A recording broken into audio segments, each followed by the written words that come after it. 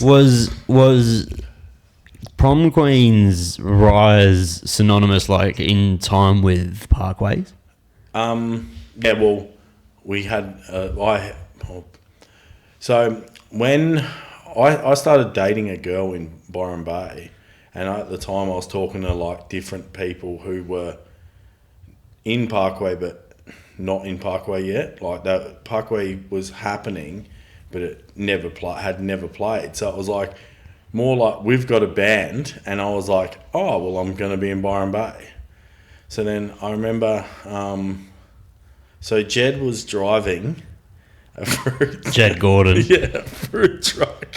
So the girlfriend at the time's like, I've got to go to work at a cafe. You've got to go hang out with my mate. So Jed's picked me up in his fucking fruit van, and we're driving around Byron Bay, and all he's talking about is his brother's band. His brother at the time's 15. And I'm like, oh, again, we can fucking go. Another band. Another fucking person telling me their brother's band's sick. So then we go, I think we finished, like, giving carrots out to people in the town or whatever else he's fucking giving out. And we went to band practice. And, like, I literally walked into band practice, obviously said hello. They're in fucking board shorts, like... Just surfers. Yeah, and I knew, like, a couple of them. Like, I knew Winston, I knew Ben, who was Jed's brother. I knew Luke, because I'd met him, like, previously. And, like, Jeff just looked like a random dude they'd found. And then when they fucking were playing songs, I was just like, this is wild. And I remember I called someone. I think I called Jonah. I was like, this band's crazy. Like, I said, like, this band's really, really good. They're different. Yeah, and then I went, so then they had their first show. And then after that night, I remember I went and called Jonah again, and I was like, oh, we just need to do something with this band. And he's like, they've played one shot. And I was like, honestly, we really do. So then that's when I said to them, I think I said to Luke the next day, I was like, want to do a split? Like when I said we're going to do a split, because we needed to have something before the album, because we were kind of like hadn't fully finished the album yet. And then I was like, we want to do it with yous. And then it started. And then we remember we took them on tour the first night. So you're talking late 2003 probably, mid 2003.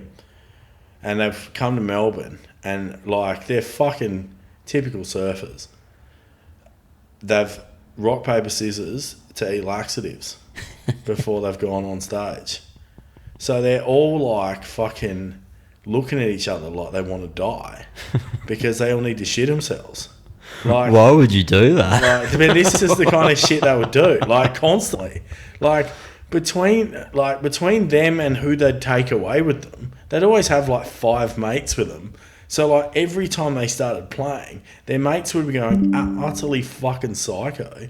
So then they looked like a crazy band. Like, yeah. You got 5 dudes going crazy. There's going to be another fucking 10 cunts in the crowd that are also going to follow suit. Yeah, it's going to get contagious. If you didn't take those 5 people, you're probably going to stand to fucking people not moving at all, especially for an opening band. So then all that kind of happened, and then what now is a 20-plus year friendship. Well, yeah, over 20. And they're probably considered the greatest metalcore band of all time. Well, I think, like, they're definitely in the fucking... I think there's a big... I honestly think metalcore probably has, like, a big 3 or 4 now. Like, Bring Me the Horizon are obviously massive. At the top. That Lorna Shore's massive as well. Yeah, I think nowadays it's like Architects are obviously huge and been around a long time. Parkway's been around a fucking long time and huge. Like, those 3 are probably at the top of the tier. I was never into, like, metalcore or heavy metal. I was more like, I used to like traditional metal, like 90s rock and shit. And my missus is a massive metalcore fan. Like, she's got Parkway tattooed on her fucking kneecaps. Same, I lost Rock, Paper, Scissors.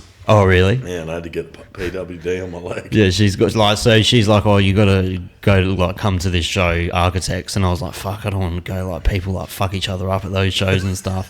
And she's like, no, Architects isn't like a bad mosh or anything. Yeah. Like it's pretty tame. Yeah. And I went, and Polaris opened up for Yeah. them.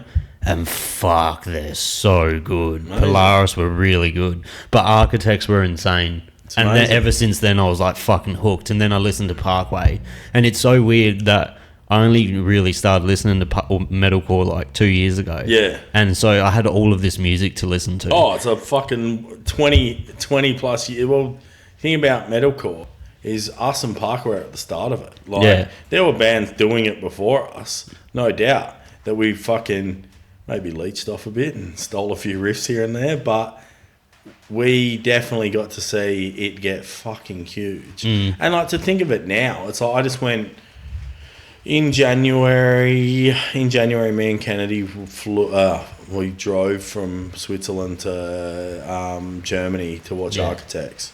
Just insane. They're so Like, good. it was just like fucking 8,000+ people, and just crazy. And I've seen the Architects play to fucking 1,000 people. Seen them play to 8,000 people. It's such a. It doesn't matter if there's fucking. I reckon if there was 50 people in the room, It would still be they're dope. still going to be fucking good. And that goes for the same as Parkway. I've seen them play to fucking no one. That's correct. My missus was telling me about the time she went. They played like back-to-back shows at the Gov or something. Maybe. Well, I think it was the Gov. Or Yeah. It was a smaller venue, and they played like 2 or 3 back-to-back shows, and she went to all of them. Yeah. And she said they were the best shows when there was like 300 people. Yeah. Well, Because it would get really loose. I think, like, in those early days, like, we would play like venues that would maybe hold like 200-300 people, Yeah. and then we honestly, us and them did a tour where we skipped Sydney. We just went around. Really? We played Newcastle, didn't play Sydney City, and everyone was mind blown. They're like, but this is pre-internet. Like, you'd literally put your tour dates on your fucking on your website, and then you'd kind of talk about it maybe on like a message board or something.